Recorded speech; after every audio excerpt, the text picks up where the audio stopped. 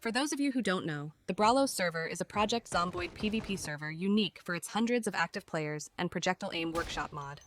I've been playing PvP servers for years, and the projectile aim system has always fascinated me. Lil bro, what do you think you're gonna get from me? It feels more natural than aim outlines, and after plenty of experimenting, I really enjoy how it plays. Notably, I was also an anti-cheat admin in the Brollows server for several months. However, the server feels incredibly unbalanced, not only compared to vanilla, but also to Aftermath and other inspirations like Rust and DayZ. Through testing, I've identified key areas for improvement, and many longtime players have raised similar concerns. In the past, my feedback lacked depth, but this time I want to give a clearer, more constructive critique with greater insight.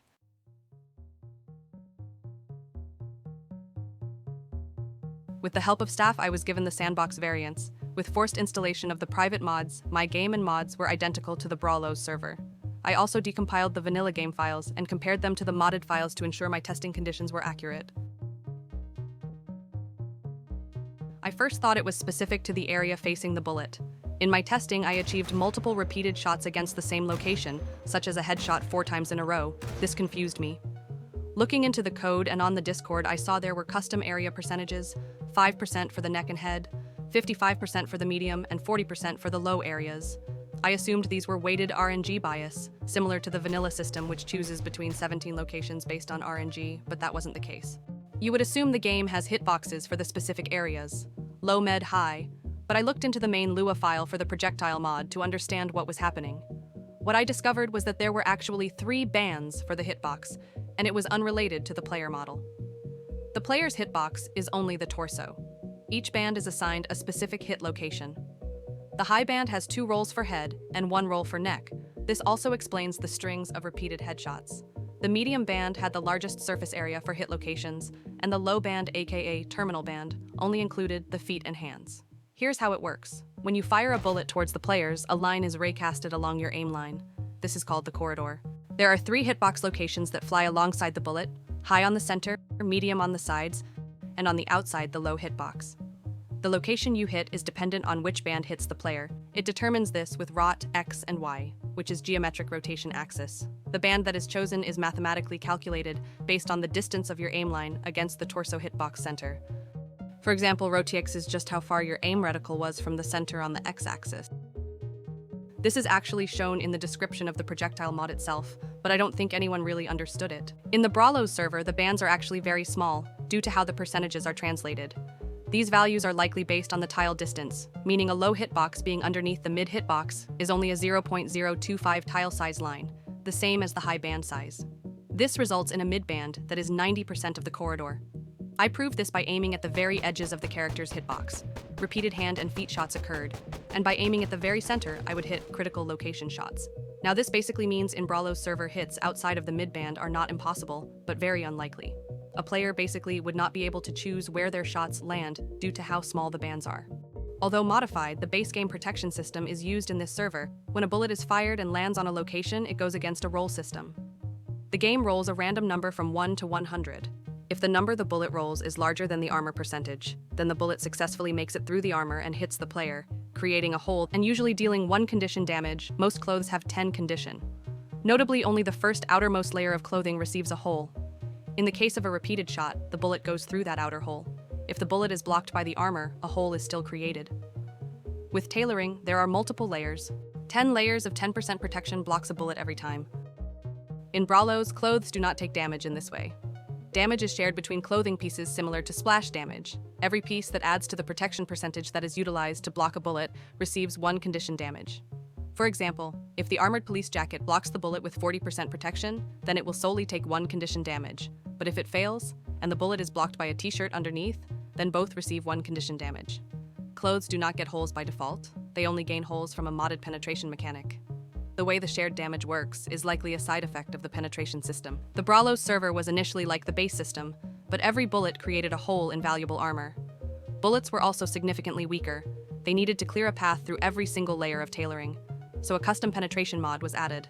Custom pen percentages were set for each bullet. The FAL fires a 308 round, which has a 50% chance to penetrate.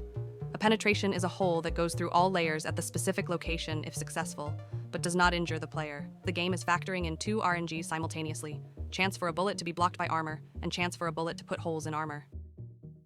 Before testing, I had a feeling there would be issues. Factoring in only the mid-band, each follow-up shot has an 11.4% chance to match the previous location, equivalent to a 9-sided fair die. With a 50% penetration check, the per follow-up chance for match plus penetrate is 5.7%, and it accumulates over many shots. I anticipated this would result in each layer of armor being drained down from condition damage rather than cleared paths created by penetrations. From my experience playing the server, that is the case. South American players even have a word for it, tequila. The AA-12 is the tequila of guns. Low penetration, high condition damage. Lastly, I checked fire rate. Most guns had the same fire rate as their classes.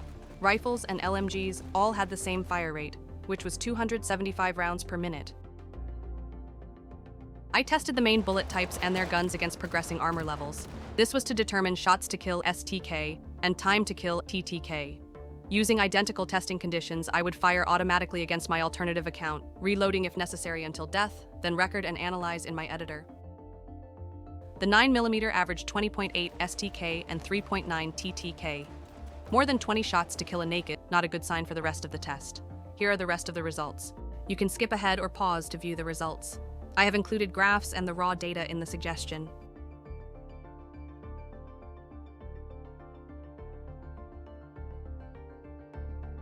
Next, I move to tailoring.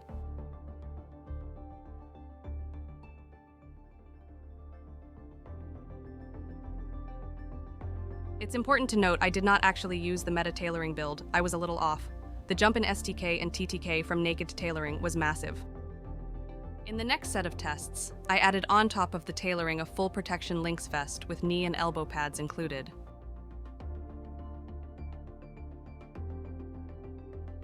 We saw limited increase at this stage, and some guns outperformed their counterparts, such as the FAL with the M60. This is just RNG and the penetration system at work. The final armor stage was scrap armor. I didn't use reinforced handplates or greaves and used studded instead. However, I increased the tailoring protection to maximum. This represents a near max protection kit.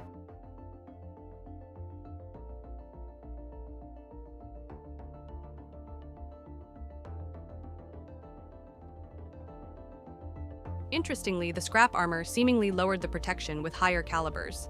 But this is likely just RNG. The armor is similarly being penetrated at the same rates, meaning scrap didn't provide much additional protection. I can confidently say the STK and TTK is too high. Most guns didn't have enough ammo in their magazines to defeat higher levels of armor.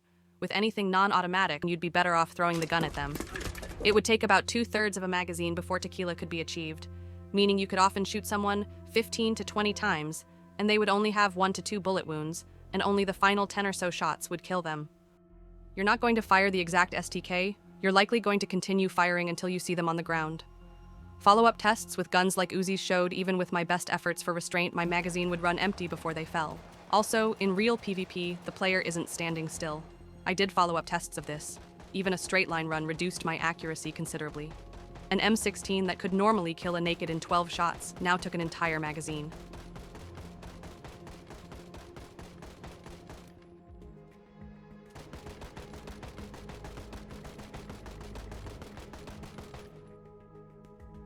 You might think simply raising the penetration would fix everything, but I found even radical changes such as 20% only decreased it marginally. Even 100% penetration will still cause our STK to be close to 20, because the bullet has to dance around the armor to make cleared paths. The balancing problem lies closer to health loss from bullets. The gun damage in Brollows is very low compared to vanilla. Many guns do less than 5% damage. In order for me to be able to suggest an increase, we have to understand how the vanilla system works. Basically, there is no such thing as gun damage. Let me explain. Each gun has a minimum and maximum damage. The game rolls a random number between them, for example 1.9. Then it is multiplied by 15. Then there are special location multipliers. An upper torso shot multiplies it by 2. That number then goes against the base PvP firearm modifier, which by default is 50. The final damage of the bullet is now 2,850. Every body part has 100 health, so the damage is capped at 100, and in body damage Java, we can see the player's health is 100. In another file called body type, we can find there are capped damage values for body parts under the get damage modifier function, with the upper torso being index 6, which is assigned 0.35. These values signify weight of body parts on the overall HP, meaning finally an upper torso shot ends up being 35% damage. If we try raise the PvP modifier to 100, or lower it to 5.0, or even modify the gun damage to 9,000, we still end up with the same damage because of how this system works. And remember when I said there was no such thing as gun damage? That's because these values you're seeing are really more like a blood bag system. You only lose health until the body part is 0. Basically, these damages are blood amounts. PvP damage modifier of 5 and 50 both technically cause the same amount of HP loss. They both bleed to the same total health percentage, the only difference being immediate HP loss. In the projectile mod, there are a fuck ton more arbitrary values. It takes the gun damage, multiplies it based on band type. Mid band is 1.3, our 1.9 becomes 2.47. It has its own damage multiplier that replaces the base PvP damage modifier. This time it is 15 instead of 50, so 37.05, and it uses the same body part weights, which for upper torso is 0.35 that leaves our bullet with 12.9 damage to the health bar. With a shot to a lower weight part, such as a forearm, we'd only have 7.4 damage. Some more notable changes in the mod is that in the event of a neck shot or multiple low-weight location hits, you continue bleeding beyond the body part's health bar. It draws health from other body parts. Repeated hits in the same location also cause deep wounds, accelerating bleeding time. The projectile system is no different to vanilla. There is no such thing as gun damage. You can shoot someone hundreds of times and they won't die.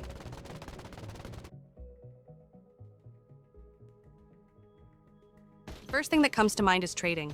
It's very difficult to avoid dying right after killing someone. With vehicles, imagine a vehicle is driving past you on a small road. Since cars provide a large radius of bullet protection, the time you have to hit the unarmored side windows is going to be less than the time required to kill them, making cars highly invulnerable. That's not even mentioning lag. Shots against vehicles do transfer some damage, but it's minimal. Only shotguns really stand out as having a small chance to kill someone from vehicle damage transfer alone. Mag dumps with other guns don't do very much. Other than that, you're still aiming at the regular torso hitbox, which at high speeds and with obstructed angles is very difficult to hit. Don't forget bullet speed, which will struggle to catch a car. With everyone driving around in cars, sporadic PvP in the towns is less common. Right now, compared to Aftermath, everybody is PvPing on the highways solely in cars. Watching some of the clips posted, the server looks more like Mad Max. This isn't just TTK's fault, likely map factors and even zombie pop. There are also no real means to stop vehicles, even with various strategies attempted. I haven't even tested car armor, which likely further breaks PvP. Ground PvP is unbalanced in other areas. You're required to use dirtier tactics. You can hardly blame people for using invisible shooting floors. They need the time edge to win. There is no way to detect someone above you indoors, and no way to determine the correct height a player is standing on with multi-level PvP. I haven't even mentioned the biggest problem, the numbers advantage. If it takes 26 shots and 5.8 seconds to kill one player, then it takes 130 shots and 29 seconds to kill 5 players. But by dividing it, it only takes them individually 5 shots and 1 second to kill you. Groups should be at a stealth disadvantage and punished for walking out in the open, not rewarded. There is no comparison to DayZ, where one well-placed sniper shot can take someone out. Or Rust, where you can sneak up behind a group of 3 and spray them down with a single AK mag. Even a wasp sting strategy against a group will fail. With sleeping bags on a 3-minute timer and the ability to make the respawn points invisible, the players can simply drop a sleeping bag. By the time you've killed 2, the first one will be back. A lot of the time, a player will take a bunch of shots, fall back behind their teammates, and pop a hemostatic and propitol stim, and then they're fully back in the fight within seconds.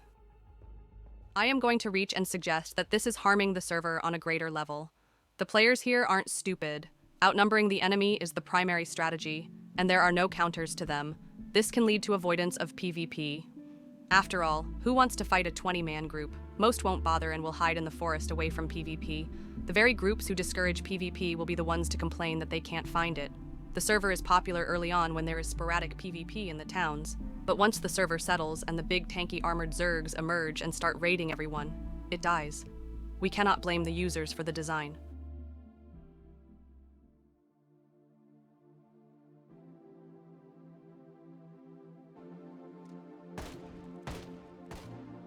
I have attached a revision to the bullet penetration percentages with this video, as well as the new adjusted STK and TTK results.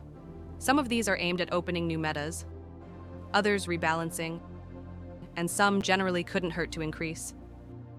A custom white aim outline that only shows for multi-level targets, not the ground floor. It displays the height they're on and reveals their presence if you're aiming at them, but has no impact on aiming. Removal of Projectile and hemostatic meds from the server. Removal of several powerful tailor pieces from stores. No more stuffing bacon strips on Calvin Klein panties after walking out of bandit camp. Tailoring was the most powerful layer. If you want it, you now need to put in effort. Cars made no longer bulletproof when inside, only as outside cover. People now have to dismount and tactically sneak up to the objective. Any bulletproof car armor that may exist to be removed entirely, as well as scrap shields. Sleeping bag timers increased from 3 minutes to 12 minutes. A restriction on placing sleeping bags near land claims unless also within your own land claim. This could create an interesting raid-based meta. A restriction on placing sleeping bags in or near towns outside of land claims. And finally, pipe bombs damage fixed and returned to their vanilla damage.